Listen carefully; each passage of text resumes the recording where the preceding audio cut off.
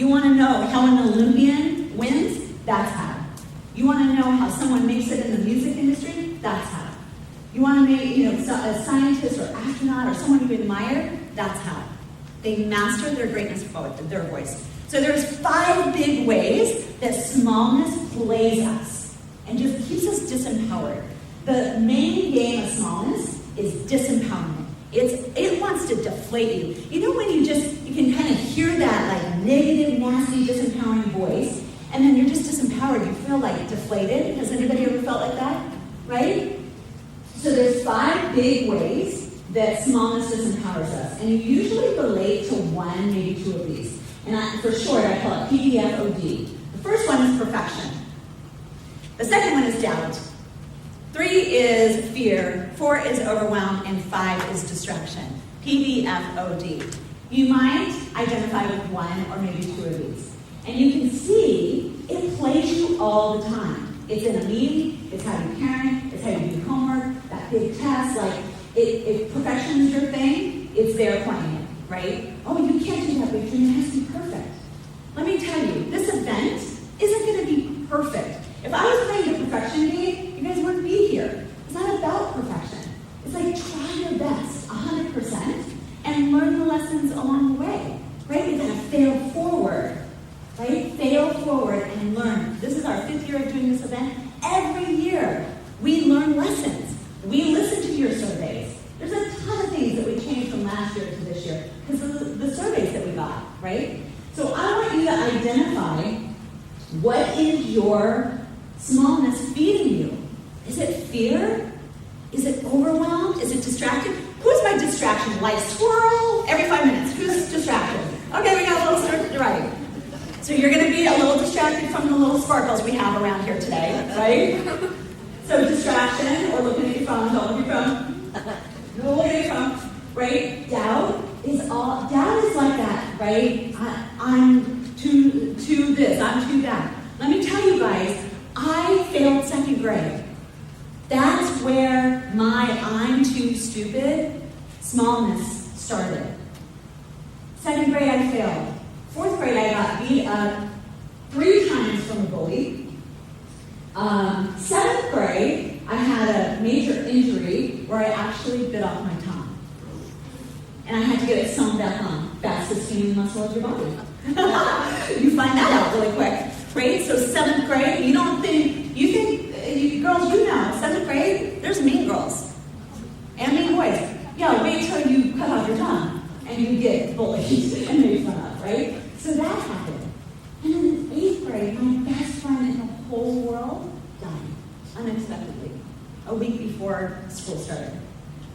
So I had all this stupid thing, and I'm wrong and I'm broken, just all through grade school. And guess what? It became the truth for me. That was who I was. That label, I'm stupid, I'm not enough, I can't get things right, became my identity. Right? So some of that came from my smallness. Some of it came from other people's judgments and opinions. So I want you to think of either a smallness statement or a label, an opinion that someone else gave you. I want you to think about it right now. Mine was, I'm too stupid. And I screwed things up. I wore that label for many, many years. It wasn't until my early 20s that I found out that that wasn't who I am. This is what I want you to do with that label. I want you to pretend that it's like your kneecap right here. Like, I'm too stupid, right? And I want you to rip that off. Everybody go like this. It is not who you are. That judgment that someone gave you in 3rd grade or 8th grade or last week is their opinion.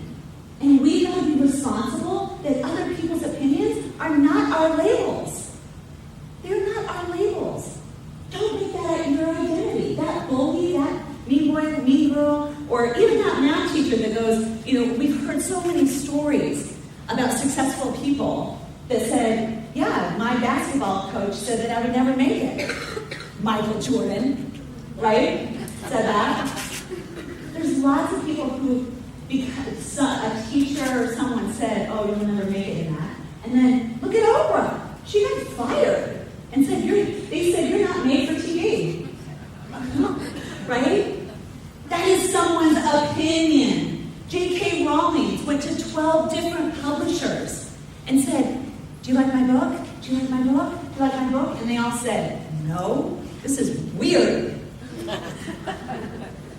Yeah, $1 billion worth of weird. I'll take that, right?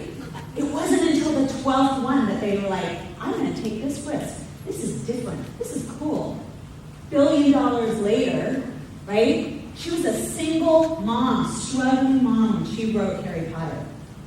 No one believed in her. Do you think she listened to her smallness voice or her greatness voice to keep on going? Which one? Greatness. Yeah.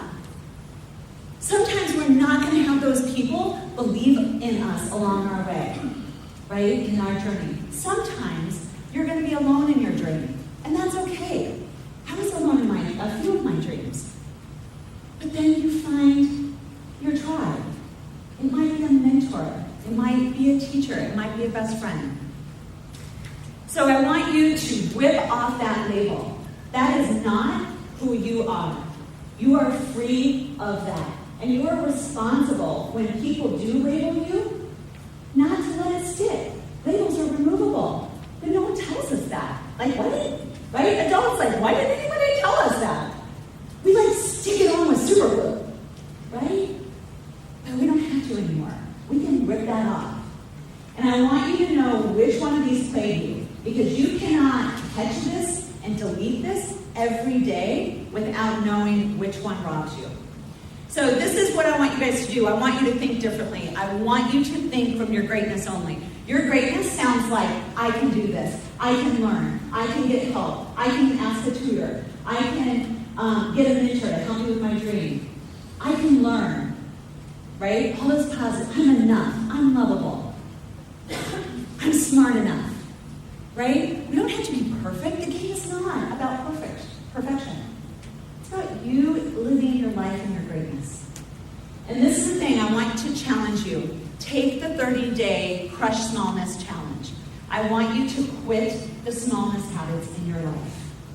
Identify the smallness habits that you have going on. Right? I'm not going to take steps in my dreams because I'm too scared, I don't have support, I don't have validation. Who does when we're starting a dream? Who has validation? There is no fairy that comes and goes, your dreams are validated. I wish, right? They just aren't. So I want you to leave your comfort zone. I'm telling you, it's scary to be outside your comfort zone. It is scary. But it goes back to the first point. Don't quit. You might trip. Okay, get up. Right? Get up and recenter yourself in that greatness. Right? Think differently. So I want to read this. It says, you won't accomplish your big dreams by staying in your comfort zone. That's why many people struggle with their desires and dreams, because they want to achieve their big dreams, but they don't want to leave their comfort zone. That's like wanting a gallon of ice cream from the freezer, but you're unwilling to get off the couch to get it. It might be uncomfortable leaving your comfort zone, but I promise you, you'll get over it. You've got to get comfortable with being uncomfortable. It's uncomfortable getting out of your comfort zone. Me and Tracy, hey Tracy, come here. Let's give them our visual of what leading us. We have a little visual. She was just back there and chill now. All right. Leaving our comfort zone. Okay. 1, 2, 3. There you go. That's leaving your comfort zone. All right? So when you need that, you can do it on your own. You can do it with your friend, your mom, right? It's like you gotta push yourself out and be uncomfortable and be okay with that. This is the visual. I want you guys. I just got off this off Google. You can just put lioness. This is the thing, you guys. Lionesses, aren't they beautiful? They're so amazing. Isn't she fierce? She's so fierce. Do you think this lioness is afraid of her power? No. Do Do you think this lioness listens to her smallness voice? Like, oh, I can't hunt a gazelle today. I'm just going to come over here in my comfort zone and just hope a gazelle just, comes around. No! She gets out there in her fierceness, in her greatness, in her strength, in her power. And she owns it. She raises her cubs like that. She hunts like that. She's in her tribe of lionesses. Right? We've got to be those lionesses and not be afraid of our power.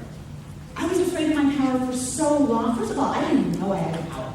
If I was wound to 14 and someone goes, what are you doing with your power? I'd be like, what are you talking about? like electricity power? No, the power inside of you.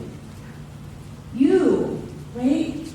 So you have so much power to change your family's lives, your dreams. You are a world changer. But not when you're listening to your smallness.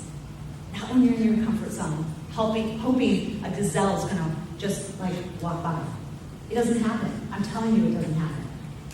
Right? So I have this picture literally on my computer, printed out, so it is that visual. Sometimes we need that daily visual. That's why we have an app. I don't know if you guys know we have an app. We have a free app. These things just pop into my head. I don't know how that does it, but Girls Rule Foundation, you can download it in the App Store. Every single morning, we send you a positive message, empowering message, inspiring message. Why? Because daily, you guys, it takes every day to work in your greatness and remind yourself. Every time you hear your smallness, you crush it. You listen to your greatness. And then 10 minutes later, when someone says something to you and you're triggered in your smallness again, you got to crush it and recenter yourself on your greatness. It might be 10 times a day, but I promise you, 30 days from now, you're going to be a different human being because you're going to master it. It's like a muscle. You're going to master that, and you're going to start living and listening from that greatness. And this visual, you can put it on your phone as your wallpaper.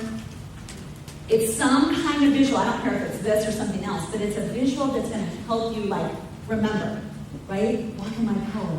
Walk in my greatness. Listen to my greatness. Okay? So, the 3 things. Don't quit. Don't even give yourself an option to quit. Because if you give yourself an option to quit, you're going to have one foot out. You're going to be like, I can quit anytime. Stay playing, stop playing 100%. Stop playing 80%. Keep playing at 100%. Right? You're always winning the games you're playing. Live, love, and lead from your greatness only. And take the crushed smallness challenge. I want everybody to stand up. We're going to end. Everybody turn to the back of the room. The back of the room represents your past. Everything in your past. Your challenges. Your barriers. Your dreams that you have tripped and failed in. All the good, all the bad. That is your past. And together we're going to say thank you for all the lessons on 3. 1, 2, 3. Thank you for all the lessons. Now turn around and face your future. This is your future. This is where your big dreams lie. Where you can start to see yourself living in greatness and achieving your dreams. And on 3, you're going to say, dear future, I'm ready. Really loud. 1, 2, 3. Dear future,